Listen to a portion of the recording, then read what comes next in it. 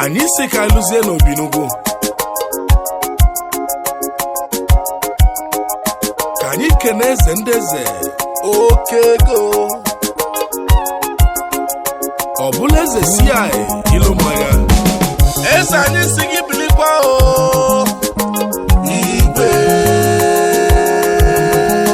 too much money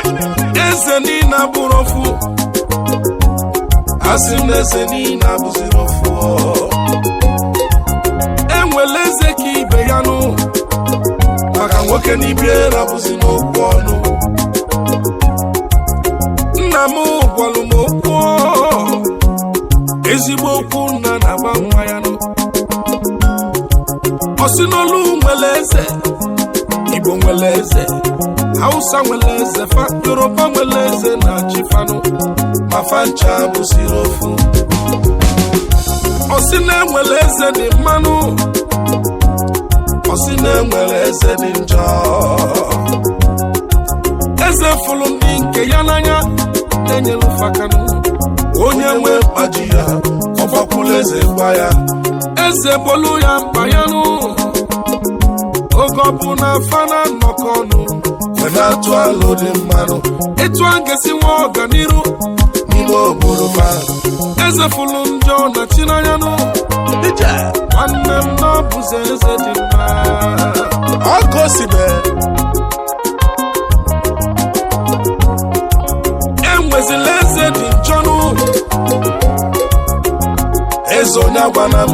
ife okwulu ka ọ na m ife ọchọlụ ka ọ na-emelili ịtụnyelu ya lone n'ụwa ọgbọ gị ụja gị mechite ọnụ ịmakwa ọnụ ị na-agba ụlụnụ ya jegbodo kpọchie maka onwere ọgụgụ isi eze na-egbu ndị ọ na-chinụ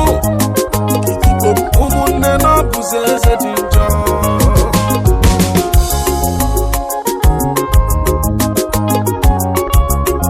mana onye anyị na-ekwuzi maka ya eze si anyị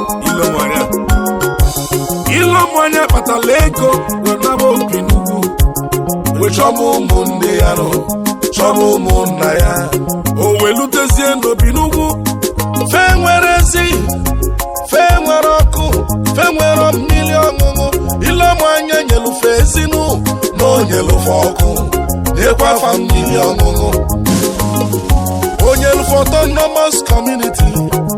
child o wee mesizi ali wee kwue ife onye chọzi ya kwue maka na ọ dịsigo mma too much money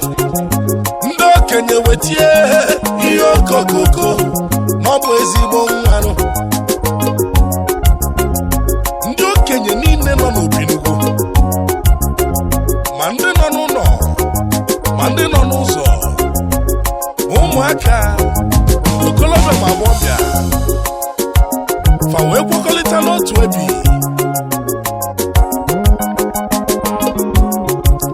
wechizie anya eze obi izizi n'Obinugwu eze kasị eze niile nnekwu eze ka ịbụ eze fụlụ ụmụnne ya n'anya enyelụfe aka asị na ọ ga-adịrịrị gị na mmanụ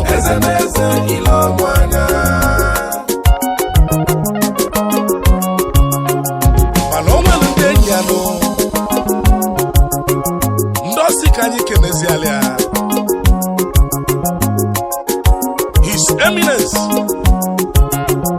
Alhaji Muhammad Abubakar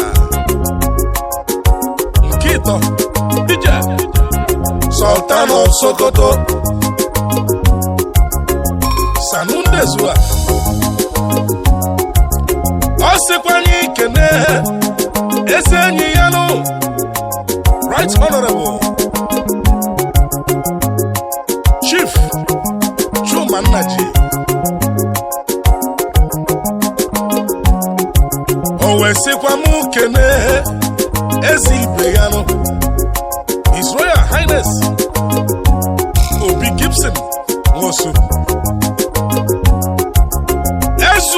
of Oka Osikani Kene Onyoma biko binye Ogalanya need so Kedumaka Chief Jerry Chukwueke Ezendeze Sikani Kene Siya Ilo Maya His Royal Highness Senator Pinye Opu Uzodimma Onyomani Bodogwu Anyị kelele n'ụdị pụrụ iche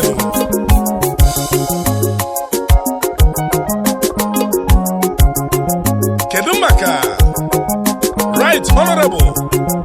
Emeka Ihedioha Deputy Speaker Federal House of Representatives Ilomanya na-ekene Senator Ike Ekwere Mmadụ Odogwu CFR the Deputy Senate President Nassau Rock Abuja DJ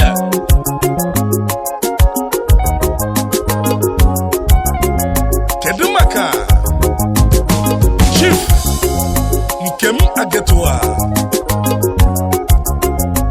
Ezendeze Sikanye Kene Konyuku Ogalanya Niduso Right Honorable Aminu Tabuwal DJ Yawa Buzi the Speaker Federal House of Representatives Abuja Ilomanya Sikanye Kene Ndenyi ya Ndingana ya Nandina Manu Ndabato Piye Ndeje Manu DJ Ezendeze Ilomanya Eze Bilipa Biliase Asingene Gandilile Ezendeze Ilomanya Onyoma Ndeni Dilili Nso Ezendeze Ilomanya DJ Mana Onya ine kupa makayano His Royal Highness C.I. Ilomanya Obizizi Obinugu niile Akosime Ofu nwa mụlụgbola na-efi Ije Ọ sịkwa ka anyị kene esi enyi ya Chief Adan Ashono One Arm General Ije Ọ sịkwa mụ kene Chief Gary Enwodogwu Gary Way the President General Ọhaneze ndị Igbo Ebu President anyị ekene yino Ọ sịkwa mụ kene Chief Damian Odanigbo Ọmaba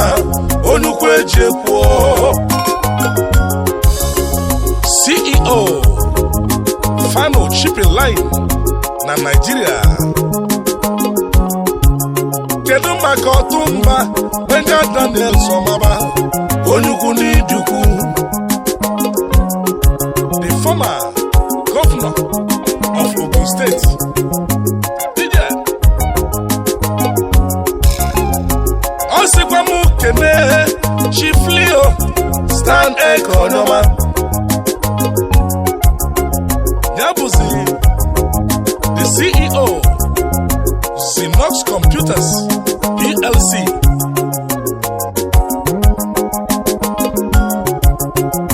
Asimuka mukene onye nedelo ya akwụkwọ ezi nwe jikwuo the coordinator between Osofia na CI Ezendieze Ilomanya CPS Kennedy Ewama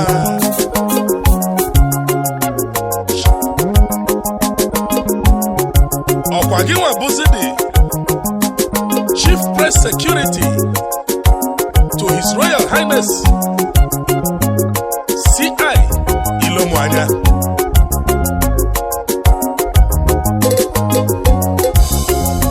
Anyị ekenego eze ndị ezodogwu Ilomuanya na gachilili bebi ebionoma obi izizi n'obi n'ugwu eze gị birikwa o eze n'ịga n'elili ije eze n'eze Ilomuanya eze n'ịga dị ịga dị asị n'ịga chikazi nkanụ eze n'eze Ilomuanya eze si gị birikwa o eze n'eze Ilomuanya eze n'eze Ilomuanya ije eze n'eze Ilomuanya oge n'ịbịara bụ nnukwu ọnụ eze rika nwoke n'ụtụtụ eze n'eze Ilomuanya nte biko gị binie eze n'eze Ilomuanya ọgaranya nte n'ịdị mmanụ eze n'eze Ilomuanya onye na-ekwuzi ekwuru eze n'eze o nwere ife ọ na-eme anyị jikwa n'odogwu eze n'eze Ilomuanya eze n'eze Ilomuanya eze